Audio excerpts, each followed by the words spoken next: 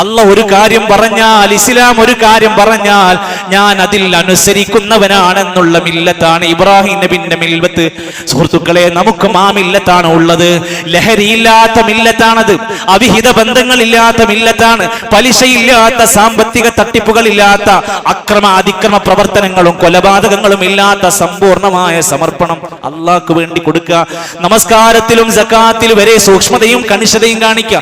വേഷവിധാനങ്ങളിൽ ഇസ്ലാം പറഞ്ഞ വിധിവിലക്കുകൾ പാലിക്കുക. നമ്മുടെ വേഷം ഇസ്ലാമാണോ എന്ന് പരിശോധിക്കുക. നെരിയാണിക്ക് താഴെ ഇറങ്ങിക്കിടക്കുന്ന വസ്ത്രമാണോ പുരുഷ നമ്മുടെ കയ്യിൽ നിന്ന് ഹദീസിൽ പറഞ്ഞ വാചകം നോക്കും, നരകത്തിലാണെന്നാ പഠിപ്പിച്ചിരിക്കുന്നത്. സഹോദരിമാരെ, നമ്മുടെ വേഷവിധാനം സമ്പൂർണമാണോ? ആ കീഴ്പ്പെടൽ അനുസരണം നമുക്കുണ്ടോ? നമ്മുടെ ഔറാത്തുകൾ മറയുന്നുണ്ടോ? സ്ത്രൈണത മറയുന്നുണ്ടോ? ജനങ്ങളെ ഇക്കിളിപ്പെടുത്തുന്ന വേഷവിധാനങ്ങളാണോ? ആളുകളുടെ മുമ്പിൽ കൊഞ്ചിക്കൊഴയുന്ന വേഷവിധാനങ്ങളാണോ നമ്മുടെ കയ്യിലുള്ളതെന്ന് പരിശോധിക്കുക. എന്താണ് ഇബ്രാഹിം നബി അലൈഹിസ്സലാമിന്റെ മില്ലത്ത്? ഇസ്ലാമിന്റെ വിധിവിലക്കുകൾ പാലിക്കുന്ന മില്ലത്തായിരുന്നു, പ്രബോധകനായിരുന്നു. ജീവകാരുണ്യ പ്രവർത്തനങ്ങളിൽ സജീവമാകുന്ന ഒരു സമ്പൂർണമായ സമർപ്പണമാണ് ഇസ്ലാം പറയുന്നത്. അത് നെഞ്ചിലേറ്റാനുള്ള അവസരമാണ്. അങ്ങനത്തെ ആളുകൾക്ക് അള്ളാഹുവിന്റെ ഒരുപാട് സഹായം കിട്ടിയിട്ടുണ്ട്. തീകുണ്ടാരത്തിലേക്ക് വലിച്ചെറിഞ്ഞു, അള്ളാഹിന്റെ സഹായം കിട്ടി, തീ തണുപ്പായി. അത്ഭുതകരമായ മാറ്റം. ഒരു പോറലേൽക്കാതെ രക്ഷപ്പെട്ടു. മക്കളില്ലാത്ത 80 വയസ്സ് കഴിഞ്ഞ ഇബ്രാഹിം നബി അലൈഹിസ്സലാമിന് ഇസ്മായിലിനെയും ഇസ്ഹാഖിനെയും കൊടുത്ത് അള്ളാഹ് സഹായിച്ചിട്ടുണ്ട്. കുടുംബത്തെ മക്കയിൽ തനിച്ചാക്കി യാത്ര തിരിക്കുമ്പോ അള്ളാഹിനോട് പ്രാർത്ഥിക്കുകയാണ്. അല്ല, എല്ലാ ജീവിത പരീക്ഷണങ്ങൾ വന്നപ്പോഴും പരീക്ഷണങ്ങളിൽ അള്ളാഹിനോട് മനമുരുകി പ്രാർത്ഥിക്കുകയാണ്. നിരാശ എന്നത് ഒരിക്കലും വീഴാത്ത വിശ്വാസമായിരുന്നു ഇബ്രാഹിം നബിക്ക്. നമ്മളൊക്കെ എന്തെങ്കിലുമൊക്കെ ഘട്ടം വരുമ്പോ തവക്കൽതു അലല്ലാഹ് എന്നൊക്കെ പറയും, പിന്നെ ടെൻഷൻ അടിക്കും, പിന്നെ സ്ട്രെസ് അടിക്കും, പിന്നെ സങ്കടപ്പെട്ട് മൂലയിലിരിക്കും. എന്നാൽ ഇബ്രാഹിം നബി അലൈഹിസ്സലാത്തു വസ്സലാം ആ ചരിത്രം പഠിച്ചു നോക്ക്, തളർന്നിരുന്ന ഒരു രംഗമില്ല, ഒരു താളം തെറ്റിയ ഒരു അവസ്ഥയുമില്ല. അള്ളാഹു അല്ലാത്തവരുടെ അഭയ കേന്ദ്രങ്ങളിലേക്ക് ചെന്നില്ല, പരിഭവങ്ങളുമായി ജീവിച്ചിട്ടില്ല. എങ്കിൽ നമുക്ക് എന്താണ് പ്രശ്നം? നമ്മൾ തവക്കുലിന്റെ ആളുകളായി മാറണം. ഇബ്രാഹിം നബി അലൈഹിസ്സലാം തീകുണ്ടാരത്തിൽ എറിഞ്ഞപ്പോൾ തവക്കുൽ എന്താ? ഹീന ഉൽഖിയ ഫിന്നാരി, നരകത്തിലേക്ക്, തീയിലേക്ക് വലിച്ചെറിഞ്ഞപ്പോ ഹസ്ബുനല്ലാഹു വനിഅമൽ വകീൽ, അല്ലാഹുവിനെ തവക്കുലാക്കുക. നമുക്ക് ജീവിതത്തിൽ ഇങ്ങനെ വ്യത്യസ്ത ഘട്ടങ്ങൾ വരും. വതവക്കൽ അലൽ ഹയ്യിൽ ലദീ ലാ യമൂത്, ഒരിക്കലും മരിക്കാത്തവനിൽ ഭരമേൽപ്പിക്കാം. ഇന്നല്ലാഹ യുഹിബ്ബുൽ മുതവക്കിലീൻ, തവക്കുലാക്കുന്നവരെ അല്ലാഹുക്ക് ഇഷ്ടമാണ്. ക്ഷമിക്കുക, ദീനിന്റെ കാര്യത്തിൽ നല്ല ക്ഷമ വേണം. നാട്ടിൽ ജനങ്ങളോട് സംസാരിക്കുമ്പോൾ ദീൻ അനുസരിച്ച് ജീവിക്കുമ്പോൾ നല്ല പ്രയാസങ്ങൾ ഉണ്ടാകും. ആ ക്ഷമക്കാണ് അള്ളാഹുവിന്റെ സഹായം ഉണ്ടായിട്ടുള്ളത്. ദുനിയാവിൽ അള്ളാഹുവിന് വേണ്ടി നമ്മൾ പലതും ഉപേക്ഷിച്ചിട്ടുണ്ടെങ്കിൽ അള്ളാഹു പകരം നമുക്ക് അതിനേക്കാൾ മികച്ചത് തരും എന്നതിന്റെ ഉദാഹരണമാണ് ഇബ്രാഹിം നബിക്ക് ആ വാർദ്ധക്യത്തിലും 2 മക്കളെ കിട്ടിയ ചരിത്രമെല്ലാം മനസ്സിലാക്കാൻ സാധിക്കുന്നത്. ബാപ്പയോട് മകൻ പറയുന്നുണ്ട്, ബാപ്പ, അള്ളാന്റെ തീരുമാനം എന്താണെങ്കിലും നിങ്ങൾ എന്നെ അറുക്കാൻ പറഞ്ഞാലും അത് തടസ്സമല്ല. ബാപ്പാക്ക് മകൻ കീഴ്പ്പെട്ടു കൊടുക്കുകയാണ്. ഏതാണ്? ഇസ്മായിൽ. യാ അബതി ഫഅൽ മാ തുഅമർ, ബാപ്പാ നിങ്ങളോട് അല്ലാഹ് പറഞ്ഞതെന്തും ചെയ്തോ, എനിക്ക് വിരോധമില്ല. സതജിദുനി ഇൻഷാ അല്ലാഹു മിനസ് സ്വാബിരീൻ, ഞാൻ ക്ഷമിക്കുന്നവരുടെ കൂട്ടത്തിലായിരിക്കും. അല്ലാഹുവിന്റെ കൽപ്പനന്റെ മുമ്പിൽ, നമ്മുടെ ഇബാദത്തുകളുടെ മുമ്പിൽ, പടച്ച റബ്ബിലുള്ള ആ മേഖലയിൽ ക്ഷമിക്കുന്നവനായി ഞാൻ ഉണ്ടാകുമെന്നാ പഠിപ്പിച്ചിരിക്കുന്നത്. നമ്മളും നമ്മുടെ കുടുംബവും ഇത്തരത്തിൽ ഒരു നല്ല കൃത്യമായി കൊണ്ട് അള്ളാഹുവിന്റെ ദീനിൽ ക്ഷമയും തവക്കുലുമുള്ളവരായി മാറുക. ഇബ്രാഹിം നബി കുടുംബത്തിന് വേണ്ടി എത്ര പ്രാർത്ഥനയാണ്. റബ്ബി ജഅൽനി മുഖീമസ്സലാ വമിൻ ദുർരിയതി. വായിച്ചു നോക്ക് പ്രിയപ്പെട്ടവരെ, ഇബ്രാഹിം നബി സ്വന്തം കുടുംബത്തിന് വേണ്ടി എത്ര പ്രാർത്ഥനകൾ. നമ്മൾ എത്ര തവണയാണ് നമ്മുടെ ഭാര്യയ്ക്ക് വേണ്ടി പ്രാർത്ഥിച്ചത്? നമ്മുടെ മാതാപിതാക്കൾക്ക് വേണ്ടി ജീവിതത്തിലെ എന്തെല്ലാം ത്യാഗങ്ങൾ. ഇന്നോളം നാം അനുഭവിച്ച എല്ലാ സുഖങ്ങളുടെയും അടിസ്ഥാന വേരാരാണ്? മാതാപിതാക്കൾ. അവർക്ക് വേണ്ടി എത്ര തവണ നമ്മൾ പ്രാർത്ഥിക്കാറുണ്ട്.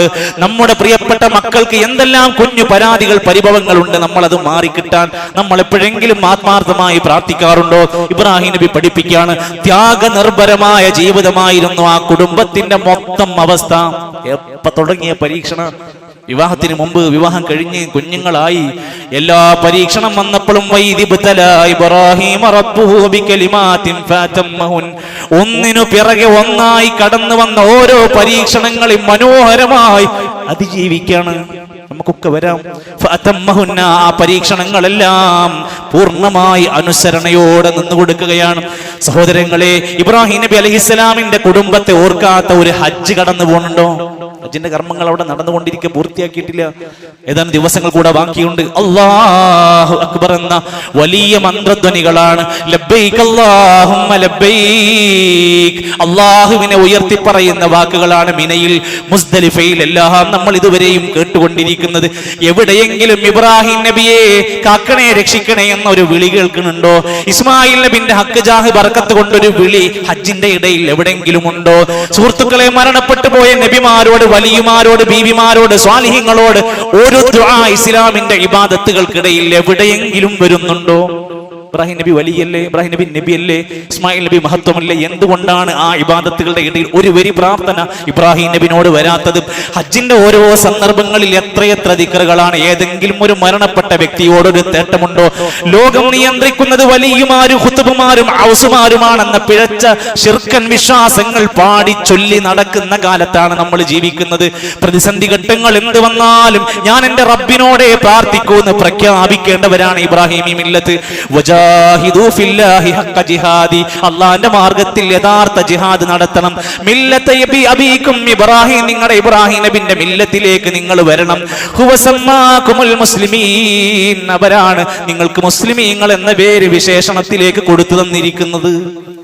അതുകൊണ്ട് ഈ ബലിപെരുന്നാളിന്റെ ഈ ഒരു അവസരത്തിൽ, ഈ സന്ദർഭത്തിൽ നമ്മൾ നമ്മുടെ ഈമാനും നമ്മുടെ ഈ അവസ്ഥകളും ഒക്കെ ഒന്ന് പരിശോധിക്കേണ്ടതുണ്ട് എന്ന് പറഞ്ഞത്.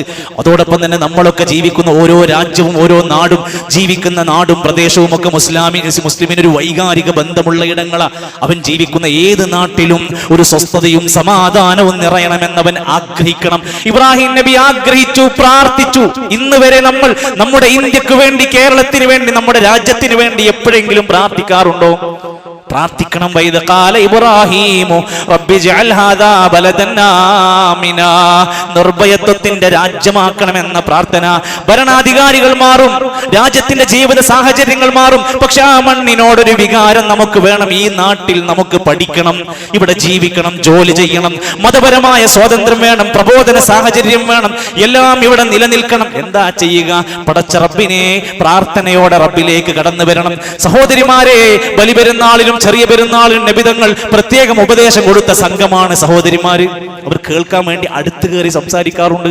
ഹാജറ ബീവിന്റെ ചരിത്രം പഠിക്കാത്ത ഉമ്മ നമ്മൾ എങ്ങനെയാണ് നമ്മുടെ കുടുംബത്തിൽ പരീക്ഷണങ്ങളെ അതിജീവിക്കുക? ഒറ്റയായ മരുഭൂമിയിൽ ഒരു ചെടി മുളക്കാത്ത മണ്ണിൽ കൊണ്ടുപോയിട്ട് സ്വന്തം ചോര കുഞ്ഞിനെയും ഉമ്മയെയും ഹാജറ ബീവിനെയും കൊണ്ടുപോയി ആക്കുകയാണ്. ഹാജറ ബീവി ദേഷ്യം പിടിച്ചില്ല, ഹാജറ ബീവി വഴക്കുണ്ടാക്കിയില്ല. അകാരണമായി ഭർത്താവിനോടും കുടുംബത്തിനോടും വഴക്കിടുന്ന പെണ്ണെ, എന്ത് ഓമന പേര് നിനക്കിട്ടാലും ആലോചിക്കും. ഇബ്രാഹിം നബി അലൈഹിസ്സലാമിന്റെ പ്രിയപ്പെട്ട പത്നി ഹാജറ ബീവി ചോദിക്കുന്ന ചോദ്യം, അല്ലാഹുല്ലദീ അമറക ബിഹാദാ, ഇത് അല്ല പറഞ്ഞിട്ടാണോ നിങ്ങൾ ഇങ്ങനെ ചെയ്യുന്നത്? ഖാല നഅം, അതെ, ഇത് അങ്ങനെ തന്നെയാണെന്ന് മൂളിക്കൊടുത്തു. ഖാലത്ത്, അപ്പോൾ ഹാജറ ബീവി പറയേണ്ടത് എന്താ? നിങ്ങൾക്ക് അല്ലയാണ് വലുത്, എന്നോട് സ്നേഹമല്ല. നിങ്ങൾക്ക് അല്ലയാണ് വലുതിന്റെ കുട്ടിനോട് സ്നേഹമല്ല. പറഞ്ഞില്ല. ഇതല്ല യുളയ്യുനാ, എങ്കിൽ നിങ്ങൾ പൊക്കോളൂ, ഞങ്ങളെ ഒരിക്കലും അല്ല കൈവിടൂല എന്ന തൗഹീദിന്റെ ഉറച്ച പ്രയോഗം. പ്രിയപ്പെട്ടവരെ, സഹോദരിമാരെ, ഭാര്യമാരെ, നമ്മുടെ സംസാരം ശരിയാവണം, നമ്മുടെ വേഷം ഇസ്ലാമികമാകണം. നമ്മുടെ മക്കളോടും കുടുംബത്തോടും ഭർത്താവിനോടുമുള്ള അമാനത്തുകളും അനുസരണകളും നമ്മൾ നന്നായി പാലിക്കണം. സ്വതക്ക ചെയ്യണം, ഇസ്തിഗ്ഫാർ അധികരിപ്പിക്കണം. പ്രവാചകൻ അവിടെ നിന്ന് ഓർമ്മപ്പെടുത്തി, ഇസ്തിഗ്ഫാർ അധികരിപ്പിച്ചോ, സ്വതക്ക അധികരിപ്പിച്ചോ. പെണ്ണേ, എന്തേ കാരണം? നരകത്തിൽ ഏറ്റവും അധികം സഹോദരിമാരെയാണ് ഞാൻ കണ്ടത് എന്ന വാക്ക് ഈ സമയത്ത് ഓർമ്മപ്പെടുത്തുകയാണ്. നമ്മളെയും നമ്മുടെ കുടുംബത്തെയും നരകത്തിൽ നിന്ന് രക്ഷപ്പെടുത്തണം. അല്ലിമൂ അൻഫുസകും വഅഹ്ലീകും നാറാ, നിങ്ങൾ നിങ്ങളെയും നിങ്ങളുടെ കുടുംബത്തിനെയും നരകത്തിൽ നിന്ന് രക്ഷപ്പെടാൻ ഖൈർ പഠിപ്പിച്ചു കൊടുക്കണം. നല്ല കാര്യങ്ങളൊക്കെ ദീനിൽ പഠിപ്പിച്ചു കൊടുക്കണം. പ്രിയപ്പെട്ട മക്കളെ, നമ്മുടെ വസ്ത്രത്തിന്റെ കാര്യത്തിലും സ്വഭാവത്തിന്റെ കാര്യത്തിലും നമസ്കാരത്തിന്റെ കാര്യത്തിലുമൊക്കെ നമ്മളൊന്ന് ഓർത്തിരിക്കേണ്ടതാണ്. എന്റെ നരകത്തിന് കാരണമാകുന്ന വല്ലതും എന്റെ കയ്യിലുണ്ടോ എന്ന് ഓർമ്മപ്പെടുത്തുക. നമ്മുടെ ഈ ഒരു പെരുന്നാളിന്റെ സമയത്ത് അടിച്ചമർത്തപ്പെടുന്ന ഫലസ്തീനിന്റെ മക്കൾക്ക് വേണ്ടി, നാട്ടിൽ പ്രയാസപ്പെടുന്നവർക്ക് വേണ്ടി, മിഡിൽ ഈസ്റ്റിലെ ഗൾഫ് രാജ്യങ്ങളിലെ പ്രിയപ്പെട്ട നമ്മുടെ സഹോദരങ്ങൾക്ക് വേണ്ടിയെല്ലാം മനമൊരുകി നമ്മൾ പ്രാർത്ഥിക്കുക. നാടിനെ വെല്ലുന്ന ഭീഷണിയായി മാറിക്കൊണ്ടിരിക്കുന്ന മദ്യവും മയക്കുമരുന്ന് ലഹരി വസ്തുക്കളുടെ ഉപയോഗം സമൂഹത്തിൽ വ്യാപിക്കുകയാണ്. കേരളത്തിന്റെ എക്സൈസ് കമ്മീഷണർ പറഞ്ഞ വാക്ക് നിങ്ങൾ ശ്രദ്ധിച്ചോ? 17 വയസ്സ് തികയും മുമ്പ് 70% കുട്ടികൾ ലഹരി പദാർത്ഥങ്ങൾ രുചിക്കുകയും അനുഭവിക്കുകയും ചെയ്യുന്നുണ്ട്. നമ്മുടെ കുട്ടികൾ ഒഴിവാന്ന് വിചാരിക്കുന്നുണ്ടോ? കണ്ണൂർ ഒഴിവാന്ന് വിചാരിക്കുന്നുണ്ടോ? നമ്മൾ അറിയാൻ കഴിയുന്നില്ല. ലഹരിയുടെ നീരാളിപ്പിടുത്തത്തിൽ ഈ തലമുറ അലിഞ്ഞു ചേർന്നുകൊണ്ടിരിക്കുകയാണ്. അപ്പോഴാണ് സർക്കാരിന്റെ കീഴിൽ ഓപ്പറേഷൻ തൂഫാൻ എന്ന പേരിൽ ഒരു വലിയ പ്രതീക്ഷയാണ് നമുക്ക് നൽകുന്നത്. ആ കാര്യത്തിൽ ഒരു മികച്ച സന്തോഷിക്കാൻ ഒരു വഴിയുണ്ടാകുമെന്ന് നമുക്ക് പ്രതീക്ഷിക്കാം. ജീവിതങ്ങൾ തകർക്കുന്ന ലഹരി വിറ്റ് കിട്ടുന്ന ഒരു പൈസയും നമ്മുടെ കച്ചവടത്തിൽ ഇല്ല എന്ന് കച്ചവടക്കാരെ ഓർമ്മിച്ചോളിയും. നമ്മുടെ കടയിൽ ഒരു സിഗരറ്റ് ഉണ്ടോ? നിങ്ങളുടെ കടയിൽ ഒരു ഹാൻഡ്സ് ഉണ്ടോ? നിങ്ങളുടെ കടയിൽ ഒരു പുകല വിറ്റ് കിട്ടുന്ന പൈസയുണ്ടോ? ആലോചിച്ചോ. മുസ്ലിം, ഒരു മുസ്ലിമായ വിശ്വസ്തനായ നല്ലവനായ കച്ചവടക്കാരൻ